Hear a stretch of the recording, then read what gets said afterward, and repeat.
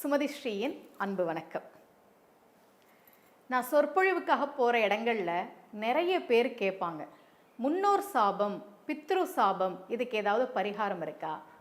எங்கள் குடும்பத்தில் கூட பித்ரு சாபம் இருக்குன்னு சொல்கிறாங்க, இதுக்கு என்ன பரிகாரம் அப்படின்னு கேட்பாங்க. அதை பற்றி தான் இன்றைக்கி நான் உங்களுக்கு சொல்ல போகிறேன். இந்த முன்னோர் சாபம், பித்ரு சாபம் ஒரு குடும்பத்தில் இருக்கிறத நாம் பார்க்கலாம் நிறைய குடும்பங்களில். என்கிட்ட ஜாதகம் பார்க்க வந்த ஒருத்தவங்க சொன்னாங்க, எங்கள் குடும்பத்தில் பெண் பிள்ளைகள் பிறந்தாலே அவங்க ஸ்பெஷல் சைல்டாக தான் இருக்காங்க. இன்னொருத்தர் சொன்னார், எங்கள் குடும்பத்தில் ஆண் வாரிசு தங்குறதே இல்லை, ஆண் குழந்தை பிறந்தா எல்லாரும் சந்தோஷப்படுவாங்க, ஆனால் எங்கள் வீட்டில் எப்போ அந்த குழந்தைக்கு என்ன ஆகுமோன்னு நாங்கள் பயந்துக்கிட்டே இருப்போம் அப்படின்னு. ஒருத்தர் ஜாதகம் அனுப்பியிருந்தார். அந்த ஜாதகத்தில் பார்த்தா அவரோட 2 குழந்தைங்க, அவரோட தம்பி குழந்தைங்க ஜாதகம் அனுப்பியிருந்தார். பார்த்தா எல்லாருமே ஐப்பசியில் பிறந்திருக்காங்க. இதில் என்னங்க விசேஷம் அப்படின்னா, ஐப்பசி மாதம் பிறந்தா சூரியன் நீச்சம். ஜாதகப்படி பித்ருவை சொல்லக்கூடிய கிரகம் யாருன்னா சூரியன் தான். உங்கள் ஜாதகத்தில் முன்னோர் சாபம் இருக்கா, பித்ரு சாபம் இருக்கா அப்படின்றத நீங்கள் ஜாதகத்தை வச்சே தெரிஞ்சுக்க முடியும். சூரியன் சனியோட சேர்ந்திருந்தா, ராகு கேதுவோட சேர்ந்திருந்தா, சூரியன் இவங்க நட்சத்திரத்தில் இருந்தா, 1, 5, 9 இந்த இடங்களில் இருந்தால் உறுதியாக முன்னோர் சாபம் இருக்குது அப்படின்றத தெரிஞ்சுக்கலாம். ஜாதகம் இல்லாமையும் கூட தெரிஞ்சுக்கலாம். எப்படின்னா, முன்னோர் சாபம் இருக்கிற வீட்டில் எப்பவுமே சண்டை நடந்துக்கிட்டே இருக்கும். ஏதாவது ஒரு வாக்குவாதம், ஏதாவது ஒரு பிரச்சனை, எப்பவும் சண்டை நடந்துக்கிட்டே இருக்கும். ஒரு தடவை நான் கோயம்புத்தூரில் ஒரு கல்லூரிக்கு பேச போயிருந்தேன். கோயம்புத்தூர் ஏர்போர்ட்டுக்கு அந்த காலேஜோட பிரின்சிபல் ஒரு பெண், அவங்க என்னை கூப்பிட வந்திருந்தாங்க. காரில் ஏறி நாங்கள் காலேஜுக்கு போகும்போது அந்த பெண் சொன்னாங்க, போகிற வழியில் எங்கள் வீட்டில் போய் ஒரு ஃபைலை எடுத்துகிட்டு நம்ம போகலாம். சரின்னா அவங்க வீடு முன்னாடி கார் வந்து நிற்குது, நீங்கள் கார்லேயே இருங்க, நான் உள்ளே போயிட்டு வரேன் அப்படின்னா அவங்க உள்ளே போகிறாங்க. ஏன் நம்மளை வீட்டுக்குள்ளே கூப்பிடல அப்படின்னு எனக்கு தோணுச்சு. மனுஷங்க தானே, யாராக இருந்தாலும் தோணும்ல. வாசலில் காரை நிறுத்திட்டு நீங்கள் கார்லேயே இருங்கன்னு சொல்லிட்டு போகிறாங்களே, ஒரு ஃபார்மாலிட்டிக்கு கூட நம்மளை உள்ளே கூப்பிடலையே நான் நினச்சிட்டு இருக்கும்போதே வீட்டுக்குள்ளேருந்து ஒரே சத்தம், யாரோ கத்திக்கிட்டே இருக்கிறாங்க. இவங்க குரல் எனக்கு கேட்கல, வேறு யாரோ கத்திக்கிட்டே இருக்கிறாங்க. இவங்க பதில் பேசாமல் அமைதியாக இருந்திருக்கணும். காருக்கு திரும்பி வந்தோன்னா சொன்னாங்க, சாரி மேடம், உங்களை நான் வீட்டுக்குள்ளே கூப்பிடலன்னு கோச்சிக்காதீங்க, எங்கள் வீடு எப்போவுமே இப்படி தான் இருக்கும். எங்கள் மாமியார் இருக்கிறாங்க, நானும் அப்பப்போ கத்துவேன், 2 பேருக்குள்ளே எப்போ பார்த்தாலும் சண்டை வந்துக்கிட்டே இருக்கும், கணவரும் வந்து கத்துவார், எங்கள் வீடு எப்போவுமே இப்படி தான் இருக்கும். நாங்கள் உங்கள் வீடுகளில் மகிழ்ச்சின்றதே இல்லாமல் எப்போவும் ஒரு பிரச்சனை, எப்போவும் சண்டை, எப்போவும் வாக்குவாதம்னா முன்னோர் சாபம் இருக்குது, பித்ரு சாபம் இருக்குன்றதை நீங்கள் தெரிஞ்சுக்கலாம். அதே மாதிரி நமக்கு முன்னோர் சாபம் இருந்துச்சுன்னா முன்னேற்றமே இருக்காது. சில பேர் சொல்லுவாங்க, என்னை விட அவன் எந்த விதத்துலேயும் தகுதி கிடையாது, ஏன் அளவுக்கு அவனுக்கு விஷயம் கிடையாது, ஆனால் அவன் எங்கேயோ போயிட்டான், நான் இன்னும் இருந்த இடத்துலையே இருக்கேன் அப்படின்னு சொல்கிறாங்கன்னா அங்கே முன்னோர் சாபம் இருக்குது, பித்ரு சாபம் இருக்குன்றதை நம்ம தெரிஞ்சுக்கலாம். இது நம்மளோட முடிய போகிறதில்ல, தலைமுறையாக குழந்தைகளையும் சேர்ந்து பாதிக்கும் இல்லையா?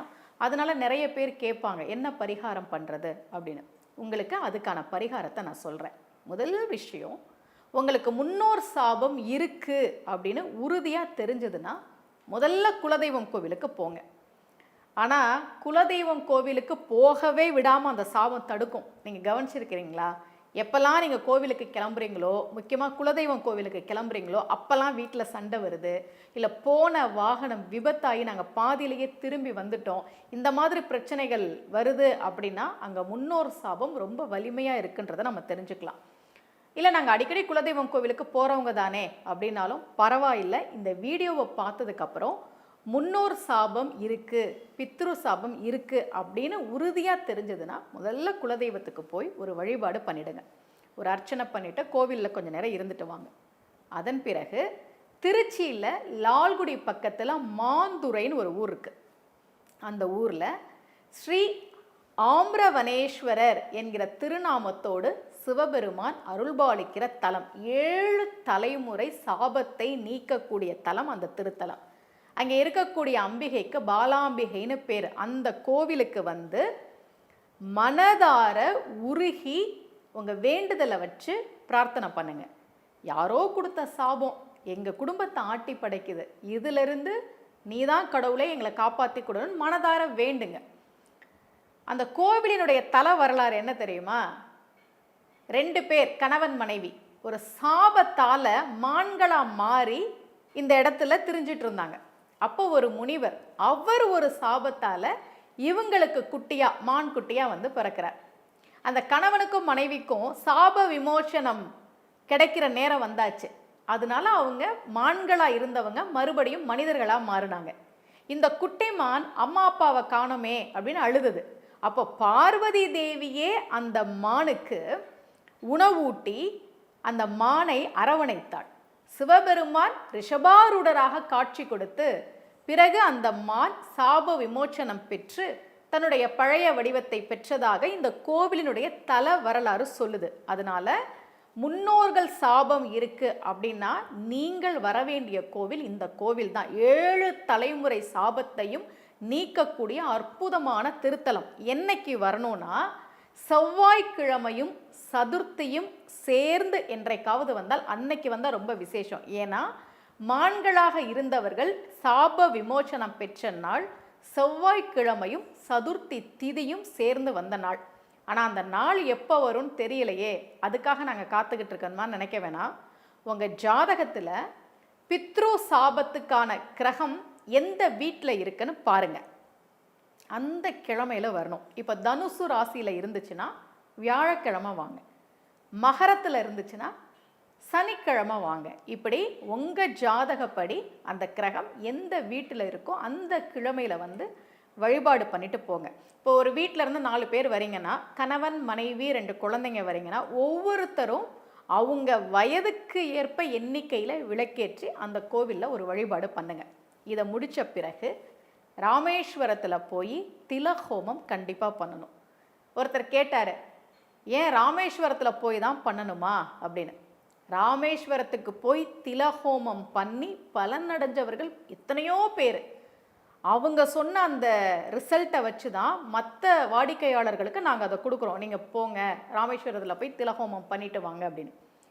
ராமேஸ்வரத்தில் திலஹோமம் செய்து முடித்த பிறகு அடுத்து வர்ற அமாவாசையிலிருந்து மாதந்தோறும் தவறாமல் அமாவாசை அன்னைக்கு முன்னோர்களுக்கான தர்ப்பணம் நீங்கள் செய்யணும். ஏன்னா முன்னோர்கள் சாபம்தான் நம்ம குடும்பத்தை ஆட்டி படைக்குது. அதிலிருந்து நாம் வெளிவரணும், நம்ம குழந்தைங்க நல்லா இருக்கணும், நம்ம வம்சம் நல்லா இருக்கணும்னா அமாவாசை அன்றைக்கு கண்டிப்பாக தர்ப்பணம் செய்யணும். அவங்க சாபம் கொடுத்து தானே நாங்கள் கஷ்டப்படுறோம், அவங்களுக்கு இதெல்லாம் செய்யணுமா அப்படிலாம் கேட்கக்கூடாது. இது நாம் நல்லா இருக்கிறதுக்காக நாம் பண்ணுறோம். அடுத்து வீட்டில் முன்னோர்களுக்கு நீங்கள் பூஜையை வச்சுருப்பீங்க, சாமிக்கு விளக்கேற்றுவீங்களா, அது இல்லாமல் முன்னோர்கள் படம் வச்சுருப்பீங்க. முன்னோர்களுக்குன்னு ஒரு இடம் எடுத்து 5 விளக்குகள் நல்லெண்ணெய் போட்டு விளக்கேற்றுங்க. அது ஏன் 5 விளக்குகள் அப்படின்னா ஜாதகத்தில் பூர்வ புண்ணியத்தை குறிக்கக்கூடிய இடம் 5. அதனால் 5 விளக்குகள் நல்லெண்ணெய் தீபம் ஏற்றி நீங்கள் வழிபாடு செஞ்சுக்கிட்டே வாங்க. ஒவ்வொரு நாளும் காகத்துக்கு தவறாமல் எள் தயிர் கலந்த சாதம் வைக்கணும். காகம் அதை சாப்பிட ஆரம்பிச்சிச்சு அப்படின்னாவே நம்முடைய சாபம் கொஞ்சம் கொஞ்சமாக கரைய ஆரம்பிச்சிருச்சு, நீங்க ஆரம்பிச்சிருச்சு அப்படின்றது அர்த்தம். ஸோ இதெல்லாம் நீங்கள் செஞ்சுக்கிட்டே வாங்க. ஜாதகத்தில் பித்ரு சாபம் முன்னோர் சாபம் இருந்ததுன்னா எந்த விதமான முன்னேற்றத்தையும் வளர்ச்சியையும் நம்ம வாழ்க்கையில் பார்க்கவே முடியாது. அதுவும் நிறைய குழந்தைகள் பாதிக்கப்படுறாங்க. திருமணமானால் 3 மாதத்தில் விவாகரத்து வாங்கிட்டு வந்துடுறாங்க. எங்கள் குடும்பத்தில் யாருக்குமே திருமண வாழ்க்கை நல்லாவே இருந்ததில்லைன்னு சொன்ன வாடிக்கையாளர்லாம் நான் பார்த்துருக்கேன். அவங்க ஜாதகம் பார்க்க வரும்போது அவ்வளோ கஷ்டமாக இருக்கும், அவங்களுடைய கஷ்டத்தை எல்லாம் கேட்கும்போது. அதனால் நீங்கள் முதல்ல குலதெய்வம் கோவிலுக்கு போங்க. அடுத்து திருச்சி மாவட்டம் லால்குடி பக்கத்தில் இருக்கக்கூடிய மாந்துரையில் ஸ்ரீ ஆம்ரவனேஸ்வரராக சிவபெருமான் அருள்பாலிக்கிற அந்த கோவிலுக்கு வந்து வழிபாடு பண்ணுங்க. ராமேஸ்வரத்தில் திலஹோமம் பண்ணுங்க. அமாவாசை அன்றைக்கு கண்டிப்பாக தர்ப்பணம் கொடுக்கணும். நாங்களாம் அலுவலகத்துக்கு போகிறோமே, எங்களுக்கு நேரமே இருக்காதே அப்படின்லாம் சொல்ல வேணாம். காலையில் சீக்கிரமாக அந்த பணிகளெல்லாம் முடிச்சுட்டு நீங்கள் அலுவலகத்துக்கு கிளம்பலாம். ஏன்னா இது நம்முடைய நன்மைக்காக நாம் செய்கிறது. வீட்டில் முன்னோர்களுக்குன்னு 5 விளக்குகளை ஏற்றி தொடர்ந்து வழிபாடு பண்ணிகிட்டே வாங்க. ஒவ்வொரு நாளும் காகத்துக்கு எள் தயிர் கலந்து சாதம் வைங்க. இதை செய்து வருகிற போது ஒரு மாற்றம் உங்களுக்கு தெரிய ஆரம்பிக்கும். பிரச்சனைகள்லாம் இல்லை, இப்போது பிரச்சனையெல்லாம் குறைய ஆரம்பிச்சிருச்சு அப்படின்னு உங்களுக்கு தெரிய ஆரம்பிக்கும்.